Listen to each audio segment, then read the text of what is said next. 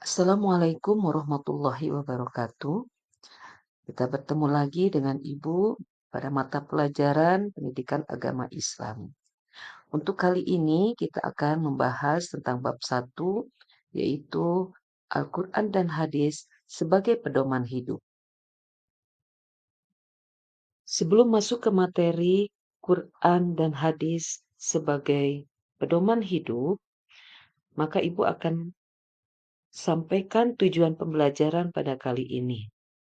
Yang pertama adalah kalian bisa membaca Quran Surat An-Nisa ayat 59 dan Quran Surat An-Nahl ayat 64 beserta isinya yang menunjukkan bahwa kedua surat itu adalah dalil tentang Al-Quran dan Hadis sebagai pedoman hidup.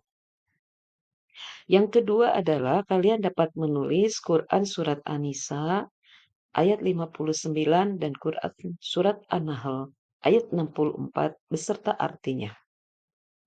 Yang ketiga, kalian bisa menghafal Quran Surat An-Nisa ayat 59 dan Quran Surat An-Nahl ayat 64 beserta artinya. Di samping itu, kalian juga akan belajar tentang ilmu tajwid. Pada hari ini, yang kalian pelajari yaitu hukum bacaan alif lam syamsiah dan alif lam qamariyah. Selanjutnya kalian bisa membedakan mana yang masuk ke dalam huruf syamsiah dan huruf qamariyah. Setelah kalian tahu tentang huruf, maka kalian dapat menunjukkan contoh-contoh bacaan alif lam syamsiah dan alif lam qamariyah. Selanjutnya kalian dapat mengimplementasikan bacaan alif lam syamsiah dan alif lam qamariyah dalam membaca Al-Quran. Baiklah anak-anak, kita akan melihat dalil tentang Al-Quran dan Hadis sebagai pedoman hidup yang terdapat dalam Quran Surat An-Nisa, yaitu surat keempat ayat 59. Allah Subhanahu wa Ta'ala berfirman, A'udzu billahi minasy syaithanir rajim. Bismillahirrahmanirrahim. Ya ayyuhalladzina amanu ati'ullah wa ati'ur rasul wa ulil amri minkum فإن تنازعتم في شيء فردوه إلى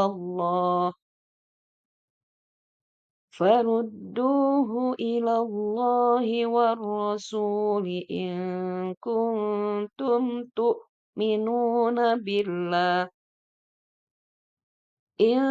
كنتم تؤمنون بالله واليوم الآخر ذلك خير وأحسن تأويلا. Shadaqallahul azim. Yang artinya, wahai orang-orang yang beriman, taatilah Allah dan taatilah Rasul, yaitu Nabi Muhammad, serta ulil amri, yaitu pemegang kekuasaan di antara kamu. Jika kamu berbeda pendapat tentang sesuatu, kembalilah kepada Allah, yaitu Al-Quran, dan Rasul, yaitu sunnahnya. Jika kamu beriman kepada Allah dan hari akhir, yang demikian itu lebih baik bagimu dan lebih bagus akibatnya di dunia dan di akhirat.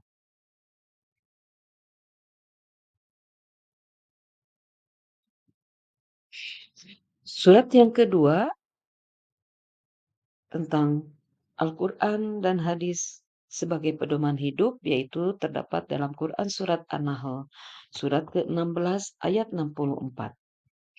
Allah Subhanahu wa Ta'ala berfirman, أعوذ بالله من الشيطان الرجيم. بسم الله الرحمن الرحيم. وما أنزلنا عليك الكتاب إلا لتبين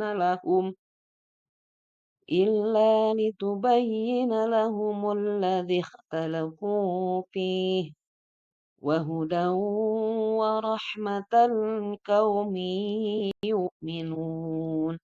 Sadaqallahul azim. Yang artinya kami tidak menurunkan kitab Al-Quran ini kepadamu, Nabi Muhammad, kecuali agar engkau menjelaskan kepada mereka apa yang mereka perselisihkan, serta menjadi petunjuk dan rahmat bagi kaum beriman.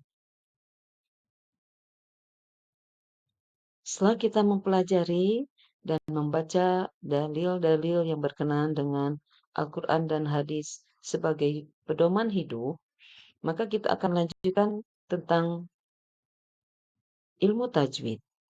Pada kali ini yang akan kita pelajari yaitu tentang hukum alif lam. Hukum alif lam ini terbagi dua, yaitu alif lam syamsiah dan alif lam qamariyah. Hukum alif lam yang pertama adalah alif lam syamsiah.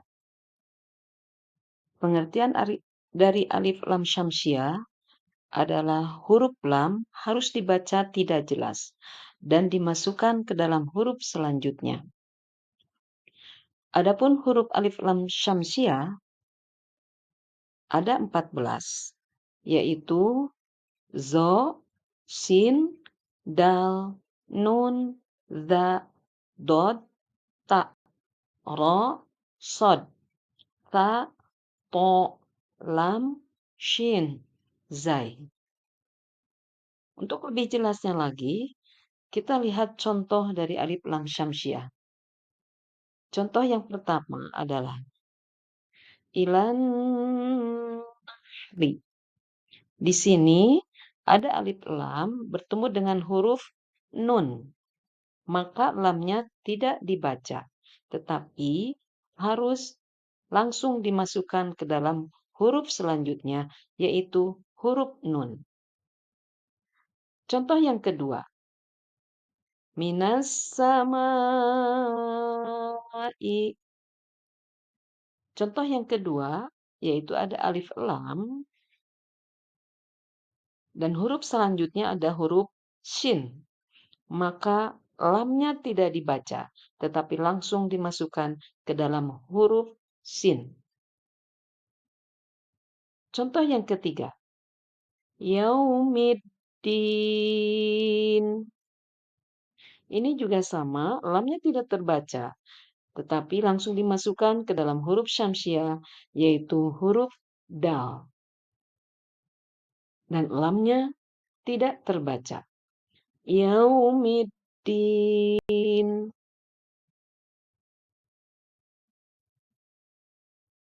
Adapun alif lam yang kedua, yaitu alif lam qamariyah. Pengertiannya, alif lam qamariyah adalah huruf lam harus dibaca dengan jelas dan terang, atau sering kita sebut diizharkan. Adapun huruf-hurufnya, yaitu alif, ba, jim, ha, kho, ain, ghain, fa, qaf, kaf, mim, waw, ha, dan ya. Untuk mempermudah menghafalkannya, maka lebih baik dihafalkan dengan digabungkan yang berbunyi ibgi hajaka wa khof aqimah.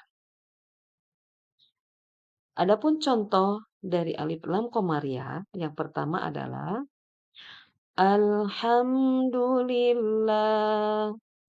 Di sini jelas lamnya sukun kemudian dibaca jelas. Tidak seperti alif lam syamsiah tidak terbaca lamnya.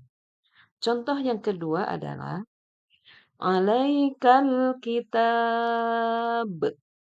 Ini juga sama, lamnya terbaca dengan jelas. Contoh yang ketiga, Rabbil alamin. Contoh yang ketiga juga sama, alif, lam, lamnya sukun terbaca jelas. Selanjutnya adalah huruf ain, maka lamnya terbaca dengan jelas.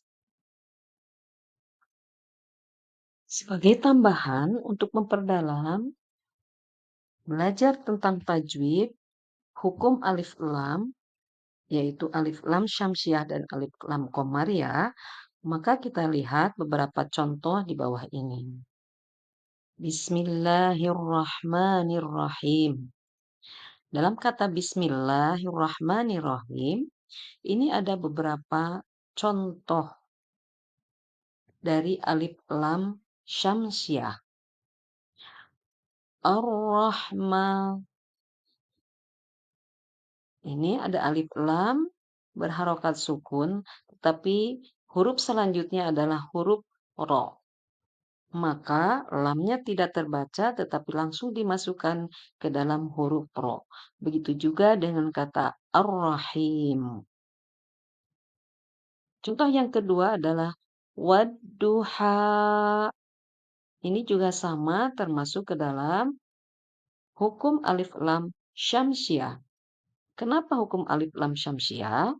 Karena lamnya tidak terbaca tetapi langsung dimasukkan ke dalam huruf dot. Maka dibacanya wadduha. Contoh yang ketiga adalah walaili idza saja.